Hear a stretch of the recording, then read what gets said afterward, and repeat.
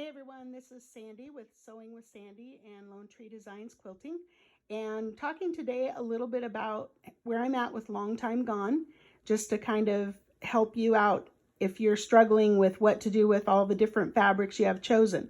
You can see here I've got my big cutting table all spread out here. There's barely room in this room, and the reason is so that I can have all of my scraps or my fat eighths in this case. Yes, that's in there, but it goes.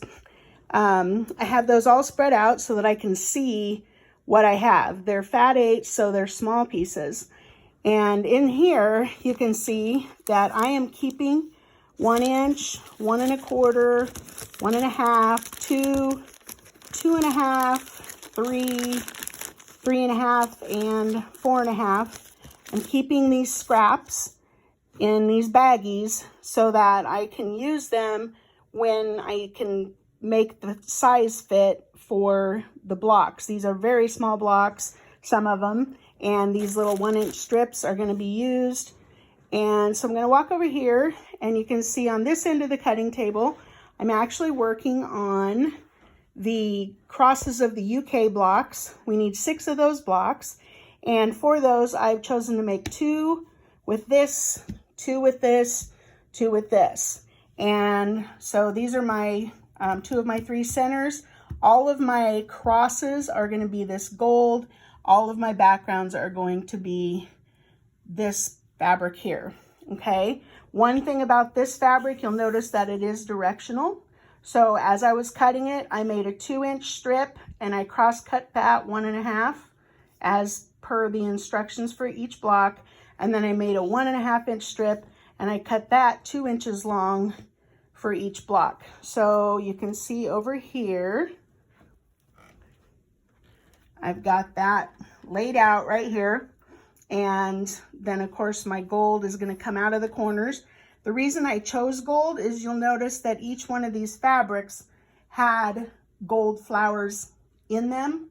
So that gold will unite these fabrics, and also those 3 cross blocks sew together, and one goes up in kind of the top corner of the quilt. And here's my little quilt plan. Thanks to Kelly Lautenbach for creating this, and it's downloaded or uploaded, I guess, in the files if you would like to print one for yourself. And so you can see the 3 cross blocks are going to go together right here, and then 3 more are going to go together down here. So because they're separated and they're a good eye distance in the quilt from one another, I thought it might be a unifying thing to have them be the same.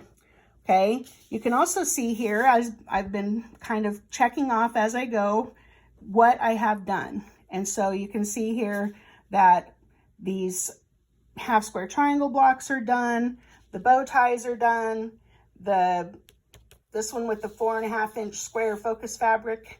And then today I finished this one with flying geese, and you'll see mine looks a little bit different than the pattern because I wanted a certain effect. Then you'll also notice that I've started creating my checkerboard blocks. And so these are the ones that I have done so far. And you can see over here, I'm kind of using them as leaders and enders. So I made my strip sets, and then I've got my 9 patch pieces here, and I've got my 4 patch pieces there.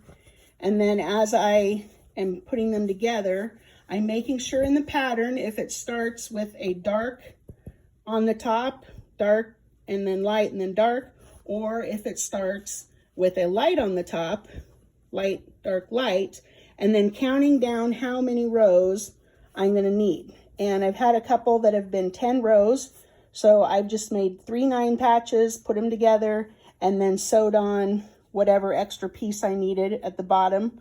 Obviously that would not be the right one, this one here, and just sewed up on that single. But that is an efficient way to do it, to just make your 9 patches and then assemble or make your 4 patches, which is what's going on over here. And you can see that there is a set that has 4 across, and so right now I'm working on those. So those I'm just kind of throwing in as time allows, and I'll just try to do this slowly so I don't give you motion sickness. You can also see that I'm still working on this quilt for a customer, but almost done with this. And then up here on my design wall, not in any particular order, not in the correct places according to the quilt, you can see that I have my star block that I finished today.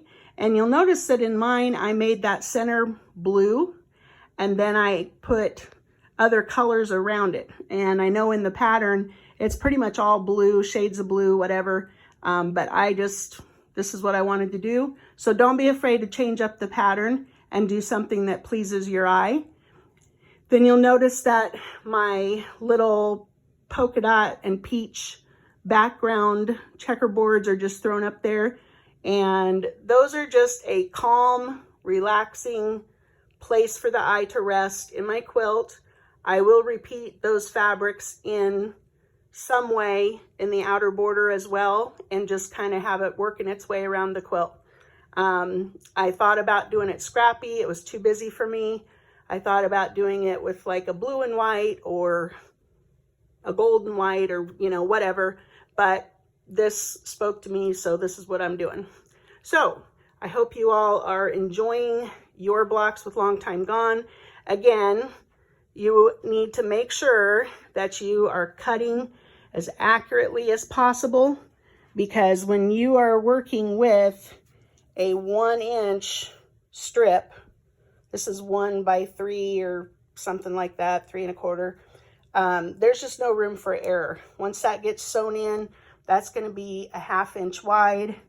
And these little half triangles started out from a square that was just over 2 inches.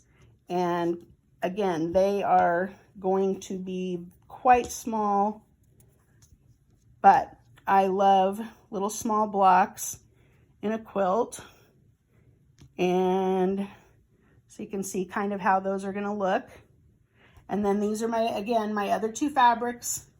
And you can see that gold is really going to pop with those. Okay, that's all for today. Keep working on your blocks. Can't wait to see them. Be sure to post your pictures at Facebook Sewing with Sandy. If you're not a member of the group, please request to join the group and answer the questions. And please subscribe to my channel. Thank you.